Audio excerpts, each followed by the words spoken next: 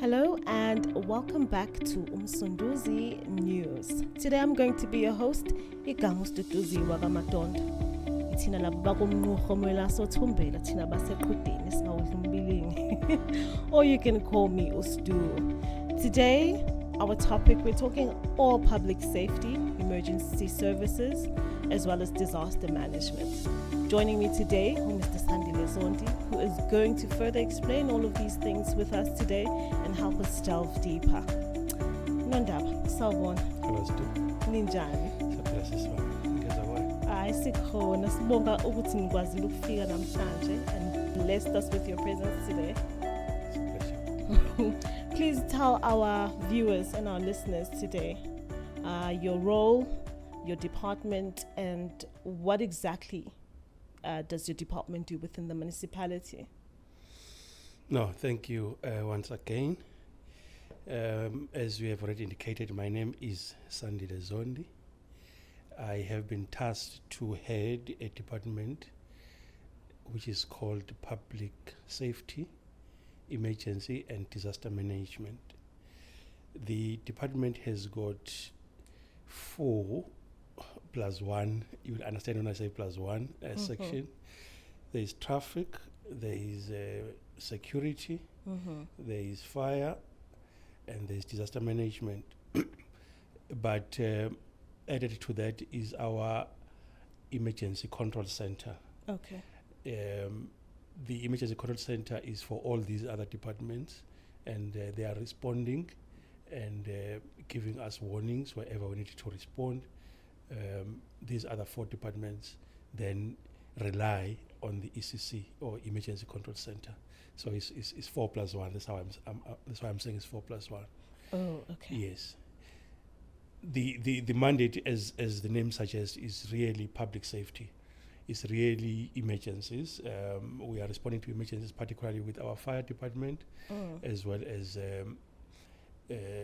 responding to issues of disaster. Not only responding, but also educating about issues of disaster as well as fire. I see. You said you're also educating. Could you briefly tell us how you manage to educate? Each of the sections, maybe with the exception of security, has got a section that is responsible for education and training. Like road safety, you will have a section within traffic. We have got officers who are dedicated, who are doing nothing except to go out to schools, to industries, just to teach about road safety. In the fire department as well, because it is part of our responsibility to make sure that we don't only fight fire, but we also prevent dangerous fire from happening. Disaster as well. We go all out to all these industries, to schools, and teach about a disaster. Over and above that, as from the 1st of July, we are going to have a wing dedicated to training. Nice. This training will be before you can talk about training the public, we wanted to have an in-house training. It's an academy, training academy. Nice. That will be, currently we're taking our traffic officers to be trained outside in other academies, security officers, disaster officers, as well as fire officers. We wanted to have our own.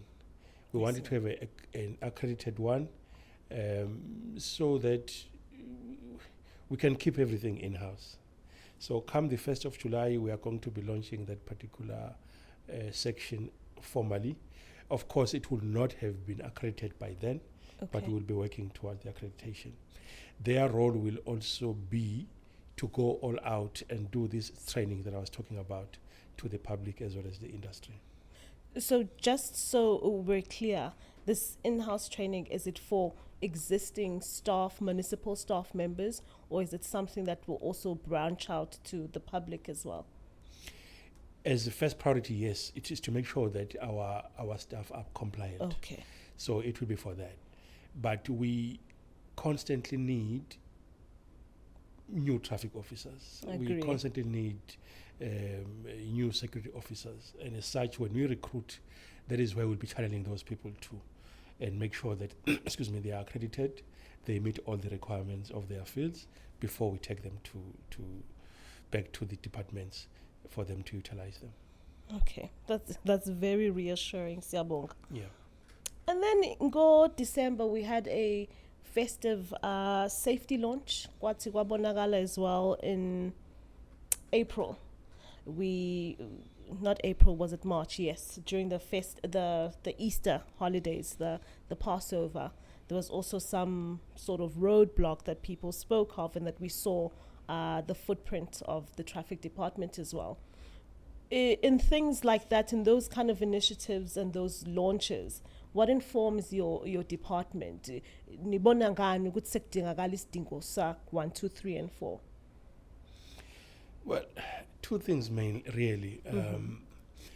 One is an increased volume. You have got more cars on the roads, and therefore we are more prone to accidents then. Okay. So we should really be giving that assurance to the public that at every corner there is enforcement. Yes.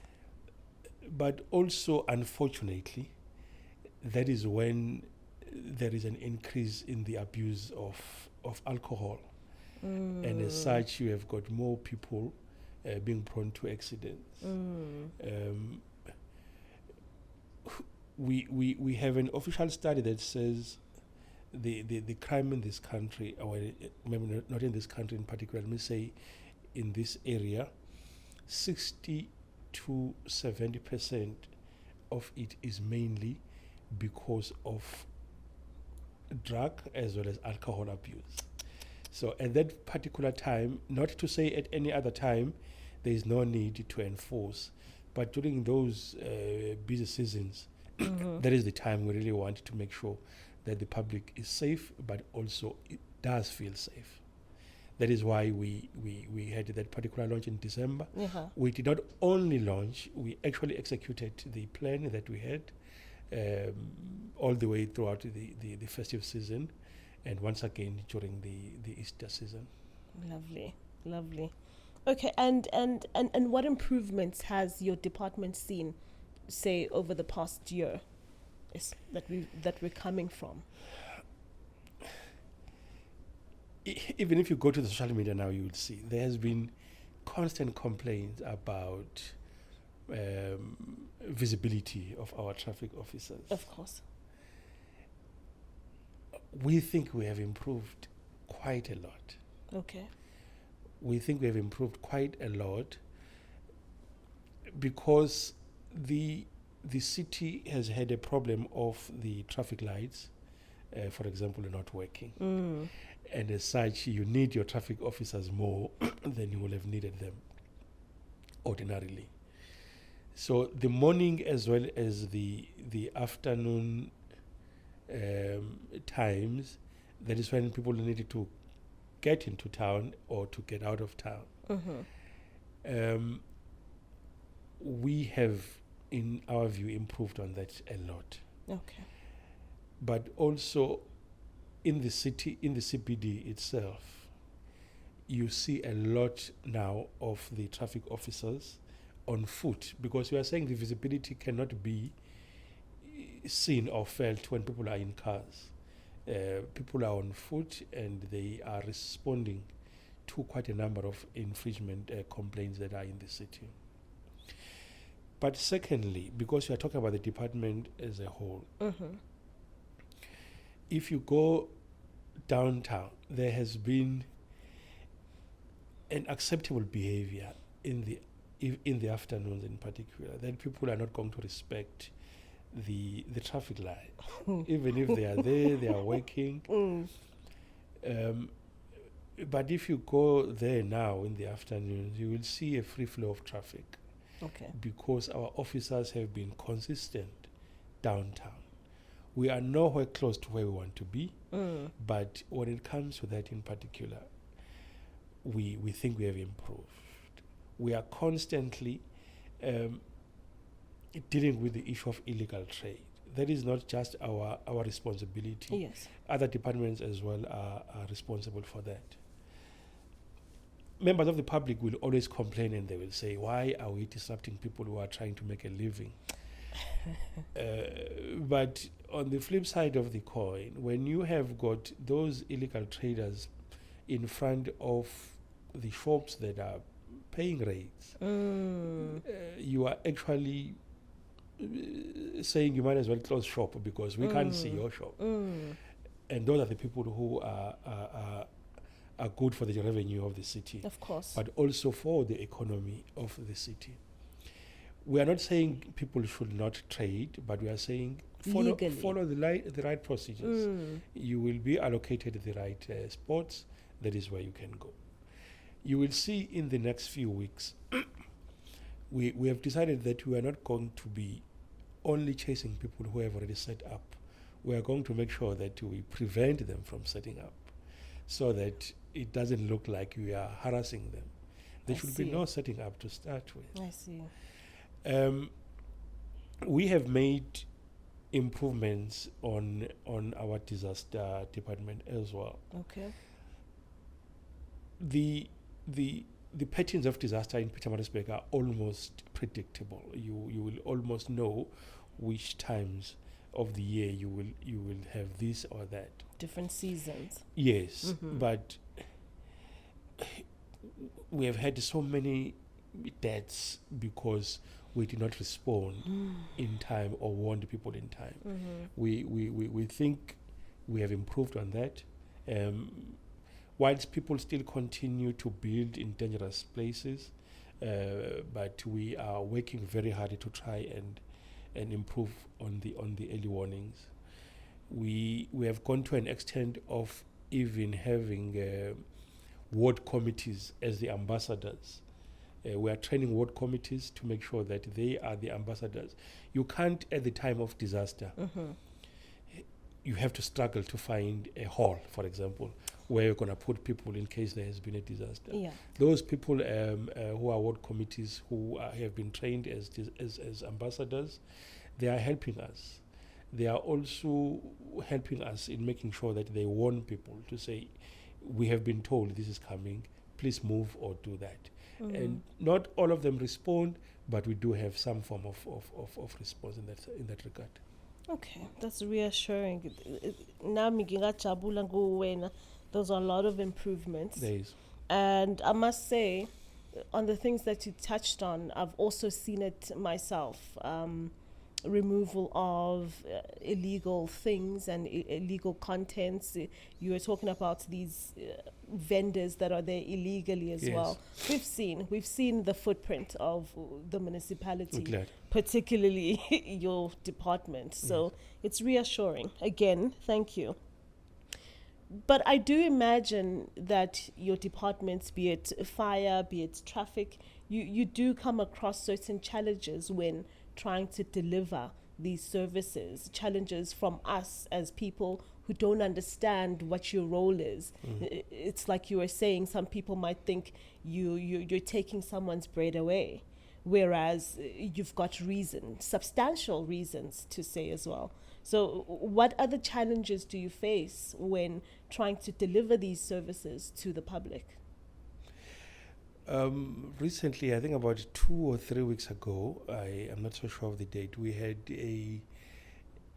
a protest from taxi drivers. Okay. It was reassuring as well, because the protest was not to say we are doing something wrong, but they were saying we have been fining them a lot. And our response is, don't do wrong, then you won't be fined. Of course. We have been impounding their vehicles quite a lot. Yes. Fortunately, we had a very good response from the owners of taxis themselves to say, aye, but you shouldn't do that. Yeah. So for us, that was a testimony of the good work we're doing. one incident, you had a taxi driver actually pulling a gun out of for one of our officers. Yes. No. Fortunately, we have what is called Operation Bow. Okay. We go as a group. Yeah. We think you can make more difference In numbers. if we are in numbers, Okay. rather than small bits here and there. Mm-hmm. So those are the kind of challenges we are facing. But another one is when people want some form of a response, be it fire, be it a disaster management, they, despite our constant publishing of the emergency numbers, Mm-hmm. they want to call me directly, or the fire person directly, or somebody from disaster, or the councillors themselves. But our system is such that when there is a need for a response, it must go through our ECC, our Emergency Control Center, so that they may dispatch the appropriate officers. One. Two, so that they may monitor our time of responding. Because your turnaround. also we need to have constant improvement on our system. They should be able to say, this was reported at this time, it was responded to by this time. As we sit and look at our response time, we can see where we need to improve on. But also, because shifts come and go, the next shift should be able to follow up if something was not concluded. And you can't do that if it's not logged. No, you can't. If they just phone and the councillor will phone you because he is or she is your friend, or they've got your number, and now we have got it to respond without going through. That is one of the very big challenges that we're facing in the department. So we're not going through proper channels. We are not. We are not. Okay. Through and through, with the discussion that we're having right now, perhaps as a plea to the public, I think you've also touched on it, that we should go through proper channels as well. What else would you ask of someone watching right now, in order to mitigate situations that are going to make the process even harder? Because you've touched on going through the proper channels, and I imagine even when you've dispatched the correct officers to certain areas, you do find some challenges within communities. What would your plea be to us as citizens? It will be twofold, really. The first one is to say, in a sector that we are working in, the enforcement, as well as the emergency responses, you can never have enough people. Sure. You would really love to have more. Therefore,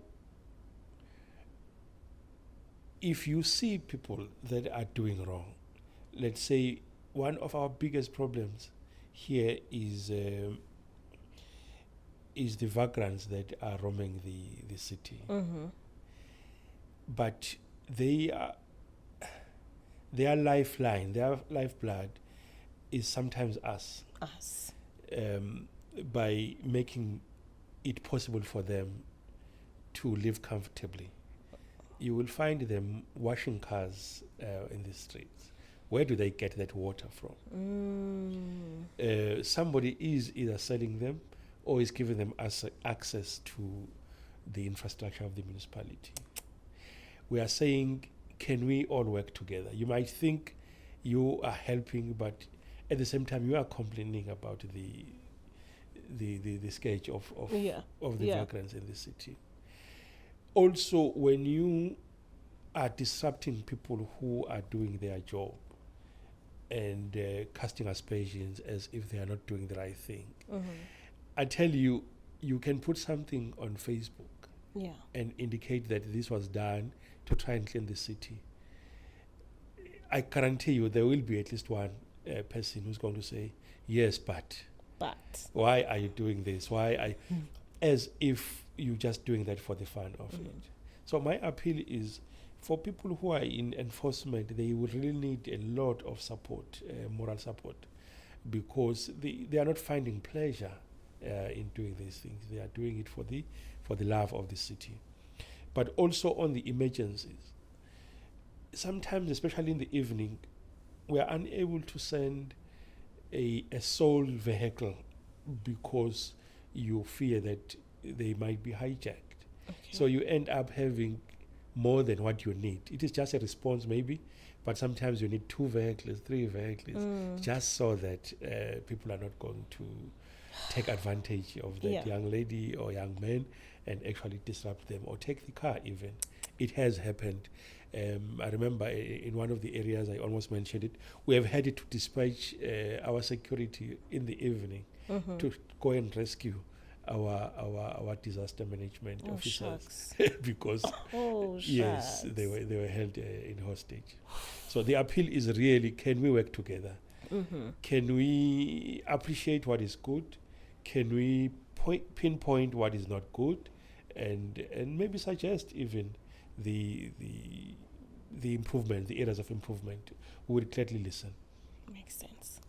Okay, touching on recent things, we just came from a 2-day crime in the city stakeholder engagement. For someone who's unaware but has seen the buzz, because we do upload on our social media platforms, we've been talking about it. For someone who does not know, could you tell us more about it and what then after it?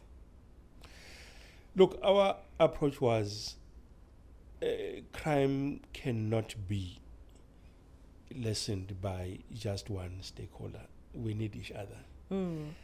If you have got your resources and you are using them in that little corner and somebody else is doing the same, you will not see the impact. Okay. So that engagement called together SAPS, called together people from Home Affairs that deal with immigration, people from correctional services, people from SANCA, people who deal with homeless people, private security companies, a whole lot, to say whatever you are doing in your little corner, can we know and can we work together? Instead of working in silos. We were very pleased with the attendance. Okay. People came in numbers. They came with the senior officials. Nice. People who can take decisions. They also came for both days. Sometimes if it is a 2-day thing, people come once and they don't come the following next day. Yeah. Both days were full house. We were even glad that we had people outside of the city. We had invited people from Durban Metro. Nice. They brought the biggest delegation of 6 people, and they contributed throughout the discussion. They came once again for 2 days as well. Okay. That engagement agreed that there is a lot of reasons or causes for crime, but categorize them into 4. We said 1 is the drug and alcohol abuse, which is the main. 2 is the vagrants that are roaming the streets of Pietermaritzburg. 3 is the illegal or undocumented foreigners. Okay. Why them? Because first, they will not be paying your rates and your electricity. They will be doing as they please. Some of them are operating illegal businesses. Some of them are also assisting in other crime activities. But lastly is what we acknowledged as lack of very legal enforcement of our bylaws. Okay. Because we do have bylaws. Earlier, I made an example about the washing of cars. Yes. Everybody does or should know that that is wrong. Yes. But due to capacity, we have not been able to enforce those kind of the infringements on bylaws effectively. So we are saying those 4. I forgot a very important stakeholder that was there as well, was Santaco, the owners of taxi industry. Okay. They always come in handy. But one of the things they undertook to do in that particular engagement is that they will work with us to make sure that their taxis are not washed on the roads. Okay. So that our problems become other cars, Okay. not just the taxis. Okay. So we think that is going to take us forward. We came out of that engagement having agreed that we are going to launch what is called E2, Eyes and Ears. Oh. That one is a formal collaboration with SABS, our municipality. We are going to have business as well as the private security. Okay. To say, what technology do you have? What resources do you have? When we have cameras, you will know that currently we have what is called Safe City in the city of Pietermaritzburg. Those people have got cameras in the CBD. Now we want to be able to venture out of the CBD and go to the townships. Okay. You will know that most private security companies do have cameras. But we don't have access to those. We're not tapping on those. Okay. We had in that engagement people from the tertiary institutions like UKZN and DUT. Their cameras, as much as they are focusing mainly on campus, but also they do have cameras that are looking out on the streets, so that when the students are leaving the campus are able to. They also did a pledge that we can tap and have access to those particular. So it was a very, very successful, in our view, engagement. Immediately, we then agreed that as a demonstration of what we intend to do, we are going to have a 2-day joint operation, which was yesterday and today. Okay. My, was that successful. I don't have figures yet for today. Yes. But yesterday we did so well. Okay. We picked a particular sport and we did so well with that particular engagement. We have said we are going to meet on monthly basis. What do we do on monthly basis? We assess the resolution of that particular engagement, and the first target is the CBD, but we'll see if we have made improvement in the CBD. We'll start moving outside it to, for example, Northdale, Scottsville, Edendale, Cradendale, and other areas. But watch this space. Come the end of the year, you'll be saying Pietermaritzburg is indeed different to what it was at the beginning of the year. I cannot tell you how excited I am to invite you back again to discuss these very progresses. But unfortunately, that is all the time that we have today. Thank you. Sithanda ukubonga ngesikhathi sakho ne-patience yakho with us. Siyazi ukuthi you come from a very busy department, but you took your time. So thank you. From the viewers and us at Msunduzi News, thank you so much. We hope we will see you soon again to continue to talk to us about the progress. We'll be glad. All right, viewers, thank you so much for joining us today. And it's me signing out. Till next time.